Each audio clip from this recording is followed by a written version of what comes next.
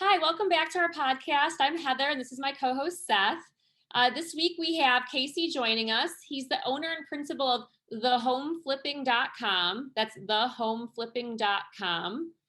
They buy and sell houses that need some TLC for cash. He finances the repairs of homeowners before sales, remodels flip houses for investors, and he also has a program where he offers training.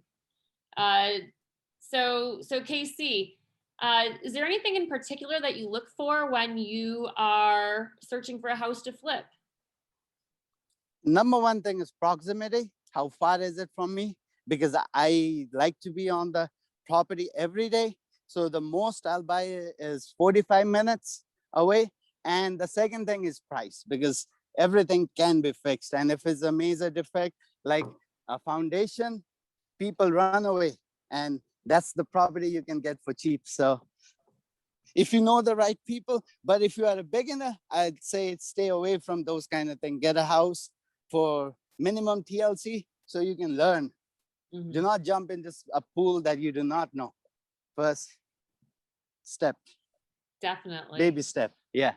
I've been anxious to talk to you because this is something near and dear to my heart. So as a profession, we insure lots of things, you know, the house flippers and the real estate. And I don't know how much Heather has kind of, you know, spoken with you about that, but you know, I've bought properties in the past, and I'm one of these people that if I weren't doing this, I would go into construction, because I you know, there's not a whole lot I haven't done. I'm not a concrete guy, but I've done some roofing and framing and drywall, and you know, not saying that I'm a professional, but my family grew up with lots of rent houses, and so you know, just by the nature of it, I had to learn that. And I've been looking for properties here in my area, and I am simply at a loss. Where are you? In Oklahoma City metro area. Oh, you're not that far. Come to Dallas. Well, you know, I mean, it's not out of the question. Don't. Everybody from California is moving here. The lumber price has skyrocketed. So. Well, you know, with COVID taking its toll on the market, you know, now is definitely not the right time to hop in. But yeah, I'm hoping in 6 or 8 months we'll see another influx of properties. But if the market's what it's doing right now, I can't, you know, as just a normal guy, I can't compete with somebody that's willing to pay $65,000 over asking price for a property. My number one rule is you don't have to win the property. You just go, you bid. If you win, that's good. But if they are bidding $40,000-$50,000 above, you don't want that property anyways for that price. So there's always a right price at which you want the property. And I go to auction, like if I'm not busy, I try to go at least 1 or 2 houses a day, and at least be there and understand it, even if I'm not buying. Are there any tricks that you use to identify property before they're listed, so that you can get in before you have to worry about dealing with the MLS listing and all of that? I have never bought a house from MLS listing. Okay. Yeah, that's too far away. If it's already listed in MLS, it's already been handpicked by 1,000 other people and passed along, or the price is not right. So what we do is we do our own marketing, and we buy house cash. Kind of deal. Yeah. So we do our own marketing all around, and we put our flyers, and people contact us, right? And they want to sell their home. They need money. They cannot pay their mortgage, or they have some medical bill, or they want to move to another state, but they don't want the showing, the closing time, whatnot. So we give them cash within a week. So that's a trade-in people look for. Like on this house, the parents got older. They had amnesia. They had to move with their son, and the son had to sell this. Now they didn't want it to paint it. It was filthy dirty. The house is in good condition, but dust-wise, it needed cleaning. All the trash need to be removed. It needs to be painted, whatnot. They don't want to do that. So they come to us, and we give them a cash offer. And if the title is clear and everything, we close within 7 days or 10 days, whenever they want. That's fast. I mean, of course, Oklahoma is a little bit different because, you know, we actually still have abstracts and abstract and title companies, and not every state has that. So I don't know how quickly we could do it here, but we're one of the very few states that actually still do that. I do not know about that. I've only dealt with properties in Texas. So, Okay. but yeah, like you said, concrete is the thing I love the most. I grew up playing with concrete. My dad used to build bridges and roads. So that's how I have this construction thing in me, and who brought me into this house flipping, I guess. And I'm doing all right. Well, good. Now, do you have your own crew or do you have to sub out? I try to have my own crew, but right now, due to pandemic, people, they rather stay unemployed than come to work, Yeah. right? And they come to work and another stimulus hits their bank account. Now they're sick for 2 weeks or whatnot. But I've been managing with my own crew, and I started to sub out a little bit because I cannot do everything by myself. But the first house I ever did, I did everything by my hand. Even if I didn't know, I took the time.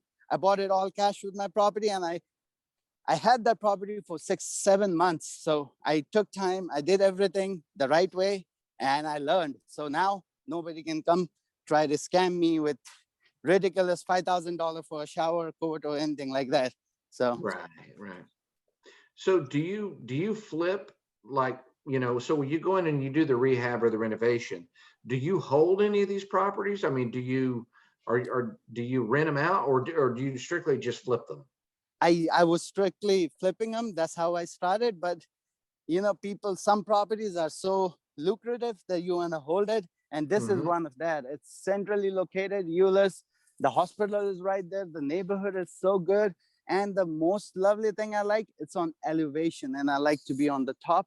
So Mhm. it's on the elevation of the neighborhood. So it's kind of, I'm overlooking everybody. So I might save this as a rental. That's my plan as of now. But the other properties and everyone is usually for flips. And some of them I don't even keep them. I just, I get in contract, I call in my other investor, they put in an offer, I make $5,000-$10,000, I move out. I don't even get it in Okay. my name. So So you have a pool of investors where you kind of yes. pool your money? Okay. No, Okay. not pool your money that like in sense, but how do I put it? I mean, networking, basically. I Okay. call them, hey, there is a showing this time, this day, we're showing this property. Would you like to attend? If yes, come by. And they'll come, they'll put a bed, closed bed. We don't do like auction house, everybody screaming. No, we do a closed bed. Everybody gives their number, whichever is comfortable. And let's say we started the showing at 12 o'clock. At 1 o'clock, we get the bid. Whoever is winning, we tell them they won. They go deposit 5,000 or 750, 7,500, depending on the price. And we close whenever the seller is comfortable. When you're buying a house, what are some of the questions you normally ask a seller? How soon you want to close? Cut right to the chase, right? Yeah. Yeah, that's the number one selling point. They want to come with us, right? So how soon you want to close? And then we talk the numbers. What's your mortgage? How much you need to pay the bank? Stuff like that. But depending on the house and situation, I'd say. But yeah, I never ask about the condition or nothing like that, because that's up to you. You go and decide the condition. Do you know about that before you close that, before you offer a price though? Do you bring in, like, say, a contractor, or you are a contractor, but do you go and you inspect all that stuff before you offer them a price? You mentioned that you do. So there is a formula. 7 days. So is that something? So basically there's a formula, like if you want to put it. So whatever the ARV is, minus 30, minus repair, minus your fee, and that's what you offer. So let's say if it's $100,000 home, ARV, average value after repair, is called ARV. So the house current market value is 100,000, and it needs around $10,000 work, then if you offer them 55, 60, that's a good deal. And did you- and if they don't take it, you walk away, right? Because it's not worth it to you then. Can't get your We heart might- involved. You might add a couple thousand. Negotiation is there. I mean, you know, the potential of the house is just, it depends on the house, the location, and if it's a, because I've seen the house I did on Mansfield, the IS is so hot that we put on market for 160 and it got sold. I mean, we got it on the contract for 160. We brought the investors out and it got sold for 240. And that was 9, 10 months ago. It wasn't even during this lumber price or whatnot, because the house, the neighborhood, and the ISD, people simply wanted to be in that ISD and there were no other homes. And to remind, again, another topic is the houses, the new houses are stopped. I mean, whichever way on the contract are being built, the new houses, no more. So the houses price will go up even more because there's no houses and Biden is given $25,000. So what you gonna do? You're gonna bid on the houses and there will be a bidding war, big time. Oh, wow. Yeah. So what advice can you share with people who are doing this, who wish that they could be doing what you do? There will be two kind of people. I mean, who wants to do this full time, right? And who wants to do this as a part time. If you have a lot of money and you can, I mean, spend money, then this is awesome. I mean, real estate, as I said earlier, right? It's not Bitcoin. I mean, I'm sorry to say that, but again, this is real estate. That's what my mom used to always say with this fist, real. It's a real estate. So you can go wrong about it. But if you are another thing, how do I say it? I want to say it in a proper way. Somebody wants to be the owner. No, I'm trying to think of no, somebody wants to be the boss and somebody who's willing to do the work. So if you want to be the boss and have the contractors come, because contractors, they will screw you. These are not, I mean, MBA or bachelor degree, like in office you deal with, and you sign a contract, you have a trust that they will do. They're dealing with contractors, it's tough. It's a different world ball game out here. So you got to be involved at least at certain level. Do not think I'll keep my job and do this on part-time and I'll make money. You'll not lose money. That I can tell you, but you will not make that much good money. If you have money, the number one, okay, this is the best. If you have your own money, this is the best thing. But if you're loaning the money and paying interest and you have a time constraint, then this might not be the one thing. And if for beginners, they want to start out, right? They don't even have to buy houses or anything. They just, if you bring me a deal and I can buy the house, right, on a wholesale deal, I am willing to pay $2,000, $3,000, $5,000 just for that. So you just make $5,000 just like that. And if you get 4 houses a month, that's $20,000.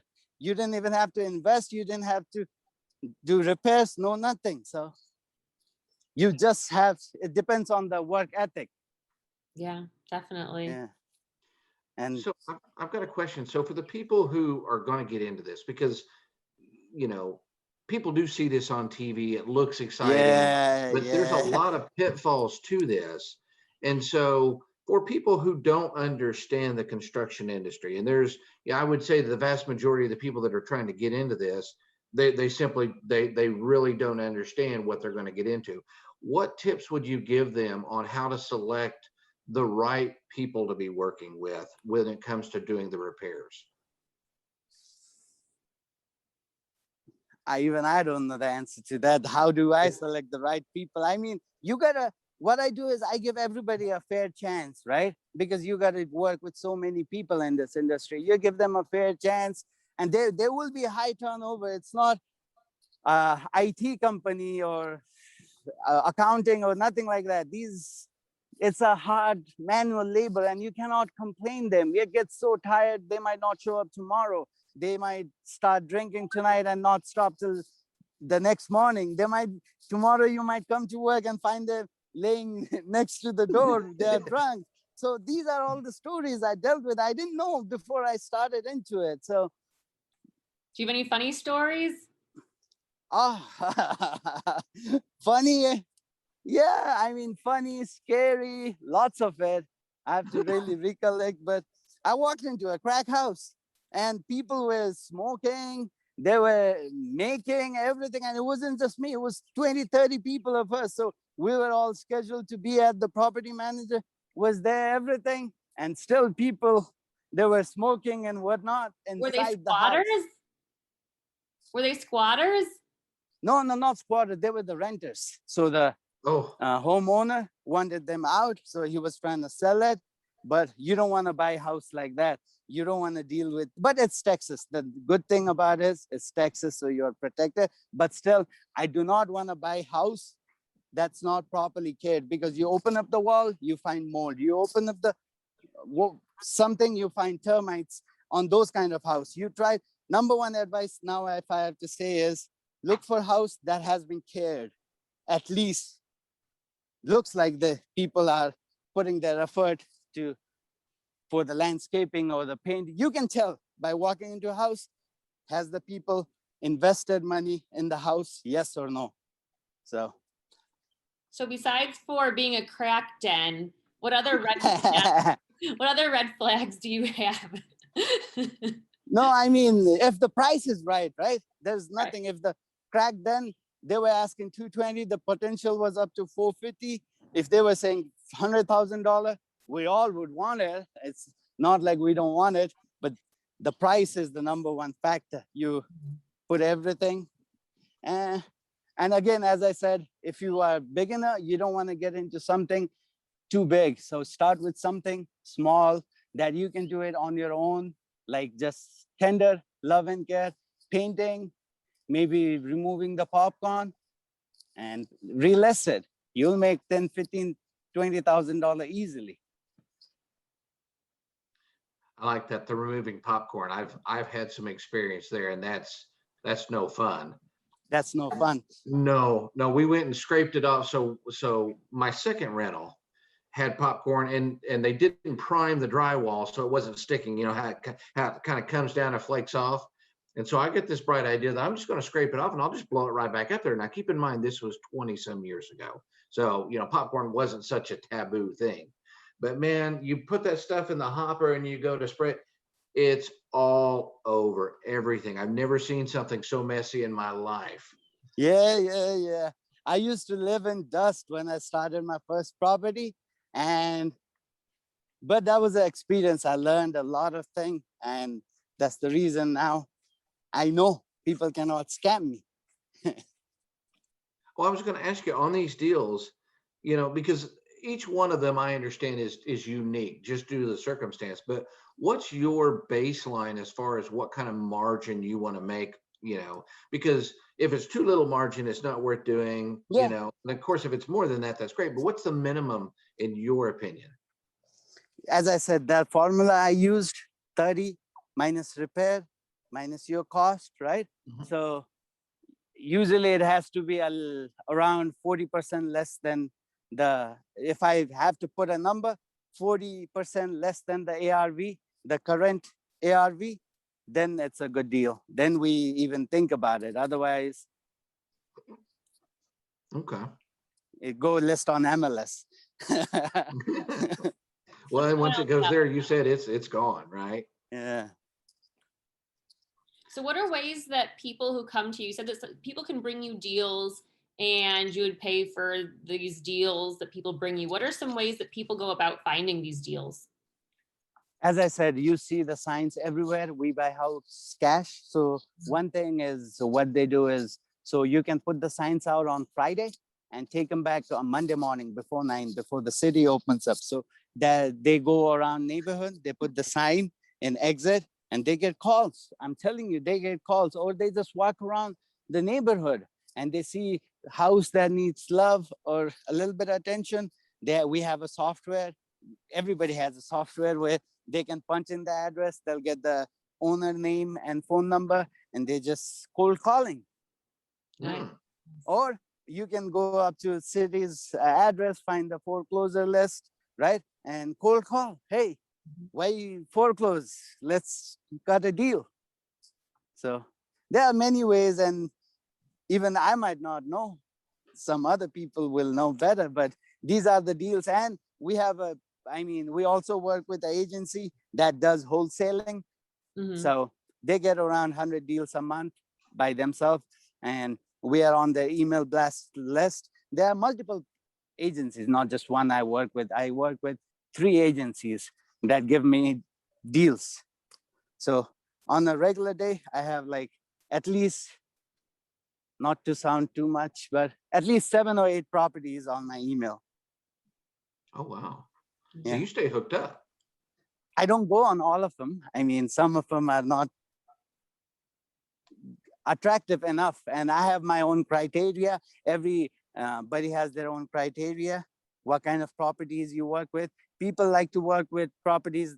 I used to like to stay under 200, the selling price, but now I do not work under 200 because there's a lot of competition. The fresh starters, those are in this market. So I'd rather stay above 200, and I filter out a lot of beginners who don't know what they're doing and they bid random. They end up losing money, sort of thing. Mm. So how many, because you've been in it a couple of years, in your experience, how many people actually are successful that get in and that actually have an idea of how to go about it the right way? Is this generally a winner for most people, or is it a 50-50? What's your opinion? It's a real estate. It's a winner. If you didn't make money, you are a loser. I'd say it simply bluntly, because it's real estate. Everybody wants home. The market is crazy. And if you cannot, if you want to sit on your couch all day and call once in a day, hey, how's the work going? And if you end up losing money, you cannot blame the market. You cannot blame the industry, right? It's you to blame. So if you're working genuinely, you make a lot of money. Mm. Well, I'm sorry, you're just getting me more excited because this is something that's been, of course, I'm in insurance, so it's hard for us to get out of insurance, but Yeah, the real insurance is good. real Yeah, estate never goes away. There's always a yeah, demand. I think you're exactly right. yeah. And as I'm saying, only in Dubai there were 7 islands that was built. Beside that, there's no new lands being built, Yep. right? Even the new construction, look at the new construction. They are so tiny. They only build up. They don't have the space. Like, look at this yard. It's so pretty. Just this tree. Look at it. You don't get this. No. People value this, and this is like in center of the everything. The new builds, everything are like 5-10 miles away. So I used to think, before I started into this business, like, new builds were starting around 220. The first house I sold was for 205. I'd be like, why would people want to come and buy this old property rather than buying a brand new house, right? New property, new doors, new windows, everything. But now I understand the value of location, the value of land, Mhm. the value of a neighborhood, and people don't like the same kind of home everywhere. And the number one thing, HOA. All the new builds, they're making fortune. Now that I think of it, you open a property, a building company, you have like 100 homes in them, you collect 250 from them for HOA, you're making fortune for rest of your life. What do HOAs do? They change roof once every 20 years. How much that cost when you're doing it for such a big, right? Yep. It's a Well, money maker. I and you hit the nail on the head, is being able to appreciate a matured property, because you're not going to get oak trees like that on a new Yes, property. They're yes, this big around when they plant them. yes, So if you want something in an area where you can raise your kids, and you were sitting on a swing just a minute ago, that's yeah, just, that's idealistic. And so, I actually prefer older houses because they have more character. The yes, craftsmanship is better. yes. The material quality is better. Number one thing, I'll tell you, on the frost, right? All my friends who bought new houses, they had leak, the water heater broke, whatnot, the plumbing exposed. I had the 1960 house that I had spent 100,000 on renovation. I was sick, worried. Nothing happened Mhm. because the insulation and everything is so damn good. Yeah. Yeah. I was absolutely amazed because, you know, I've got some friends that are realtors and I'm on their email. I get their email like 5 times a day. And I'm constantly looking at it because I need to find that right property. But everything is listed for an absolutely ridiculous price. And so, you know, your trick of for, you know, going out and finding it before it hits that, or Yeah. even dealing with property wholesalers, you know, Yeah. that's really intriguing. Yeah. I mean, you just save the 6% by itself. And 6%, like on this house, 300K house, that's, what's that? 6 into 3, $18,000 just by that, saving the 6% on the realtor Yeah. fees and the closing costs. Closing costs you have to pay anyway, so I would not say that, but just by itself, you save 18,000 right there. So how many 20 of these types of projects do you take on at a time usually? Like, are you comfortable with? I usually like to do one at a time, but things happen and you end up with 2 properties, 3 properties at a time. Sometimes I don't have a property for a month. So because I'm bidding and people bid 40,000 above me. So there's nothing I can do about that. But I usually like to stay between 1 and 2 so that I don't overwhelm myself Mhm. and I'm still making some money. And this is my full time. It's not like I have a full-time job and I'm doing this on a part-time. So many of, like you said, people who want to flip home, they watch the TV, they have some extra income laying around, right? They watch the TV, oh, this looks cool, I want to do this, I'll hire a general contractor. That's what they do on the TV anyway. So if you're trying to do that, I'm not sure if you'll make money because I'm hands-on and I like to see what's going on, and you know how contractors are. So What's your it's normal time frame that you work with? Like, what would you consider like a good time frame to try to finish? 45 days. 45 days? Excellent. 45 days is what I aim for. It should be in the market, ready to move in. And some of the flippers, what they do is they buy, they add 20, 30, 40,000 and they put it on the market as it is. And it sits on the market for 2-3 months and they come down and they end up losing money. So Yeah. I don't do that. I do work on the houses before putting on market, moving ready, because people, when they're buying home, they're already out of money for all the down payments, closing costs, new furnitures, whatnot. They don't want to come and paint the house. They don't want to come and renovate the kitchen. They don't want to come and do the bath. So if you give them all that,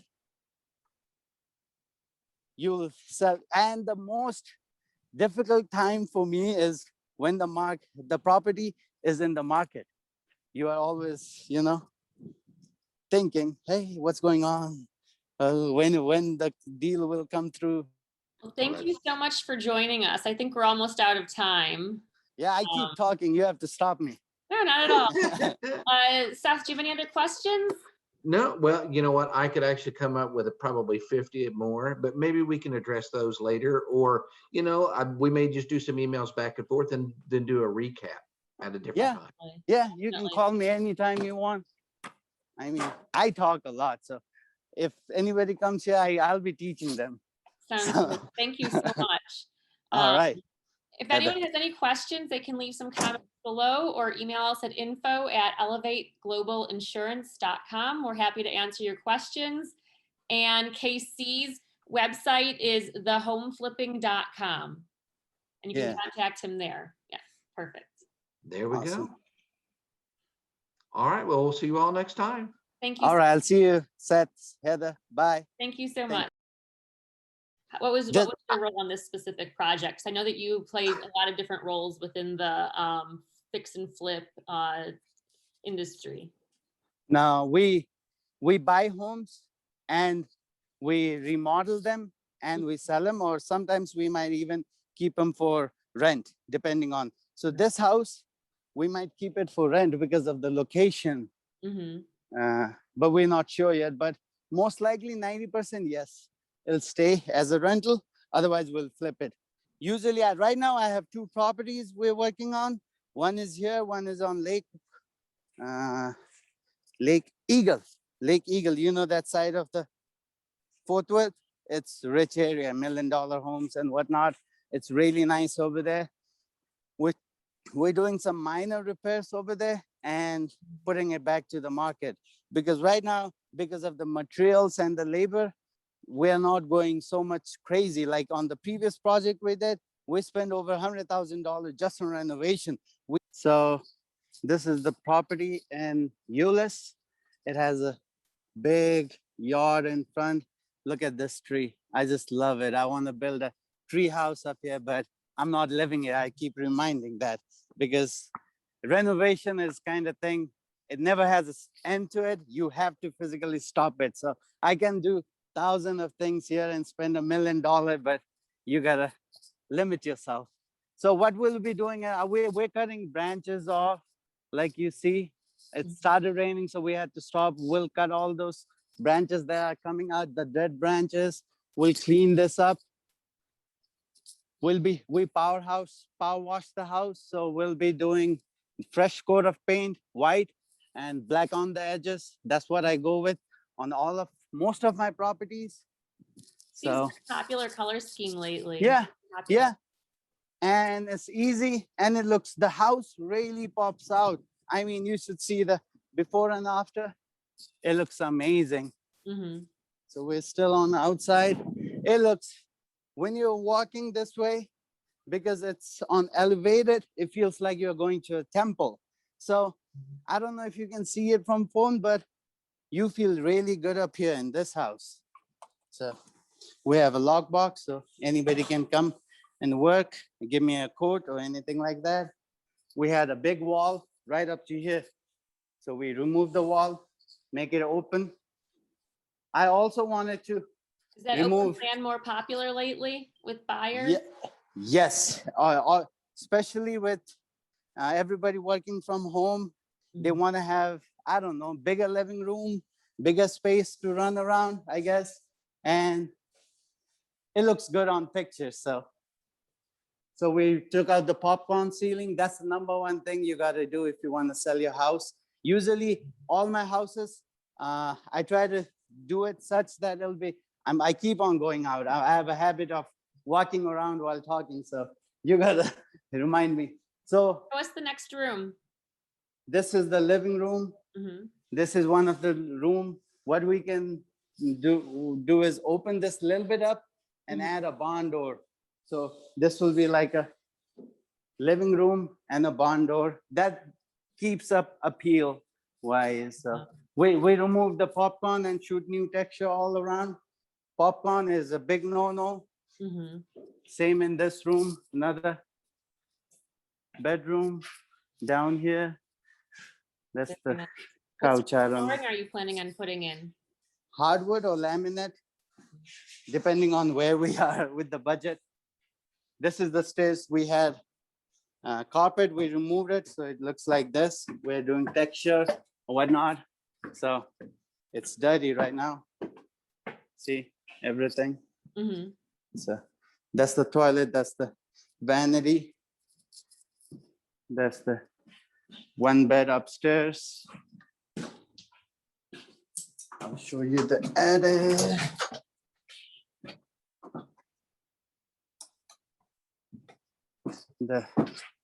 That's the heater, AC. I mean, usually these are the area I come and check if I'm buying a house, usually inside the attic. So the heater and the boiler and everything, all those are normally things that you double check. What do you look for on them when you do? How bad are they? Are they old? Or usually they have the year they were manufactured. So usually I look for that. And so that's the room. It's almost done. We just need to paint the trim and the whole new paint. That's it. It'll be done. So the toilet is out. This will be out. This wall will be out. We'll open it up. And this will be the shower. Mm-hmm. But if I had extra money for this project, I would take this wall out and so if you remove that, you'll come right here. Let me get my flashlight. So that was the wall I showed you there. Oh, right. And so if you you, pull it yeah, back. yeah, and if we Yeah. pull it all back this area, do some with that, put a window, put a bathtub right here, Mhm. facing outside the window, it'll be magical. That'd be nice. Yeah. Yeah, yeah. So this is another room over here. And that's the closet area. And that's the closet too, walking. Let me know if you want me to stop somewhere. Okay. So this is the hidden kind of room. So you go and it's like another closet. Are you gonna do laundry in there or something? No, this is just a closet. You can make an office or something. Laundry is downstairs. So we are on upper stair right now, upstairs. So look at the size of this closet. Usually in New York, this is the bedroom, right? Oh, yeah. Yeah. I think I've had bedrooms smaller than that. Yeah, now this is the closet. Imagine you put shelves over here, over there, and like an island for your shoes. It'll look amazing. Very nice. Yeah. So, yeah. With the lighted closet bars. Yeah. I like Yeah. those lighted bars. I just redid my closet and all the bars are lighted and it looks really good. So this house only has 2 restrooms. So we'll be making a stand-up shower over here, remove all that. We're painting all the cabinets because I like cabinets. I like the There are space. is it that it just has 2 full baths Two. and 1 downstairs, or does it have like a half bath downstairs or No, 2 full baths. That's it. full baths? Okay, 1 upstairs, 1 downstairs. Got it. Yeah, this is the kitchen. We'll be putting granite over here, Mhm. changing the sink, changing the cooktop, and he's sanding. So we'll be repainting it. And this also, I didn't trash it. We'll be repainting this. And what I love about this home is this outside, like Yeah. a party place where you do all your social event and start Outdoor cooking kitchen. here. Yeah, that's nice. Yeah. Yeah, Those are the nice. brick. Yeah, Mhm. the brick. So you can make a pizza oven here easily. It won't be that much cost or anything. And I don't know what's about pizza, but people are paying $30,000-$40,000 to make a brick oven. So Yeah, it got that. they're And imported it got, from Italy. yeah, yeah. So this is the Are you gonna backyard. be doing anything to the landscaping? We'll be changing the fence and I just put the seeds. I do that whenever we start the project. So by Mhm. the time we're gone, it'll be all green. Very Yeah. nice. Very nice. Yeah. And that's about it. As I said, there's a lot you can do. You can spend $1 million and not know anything, but you got to stop somewhere. You got to draw That's the where you line. Profit, right? Yeah.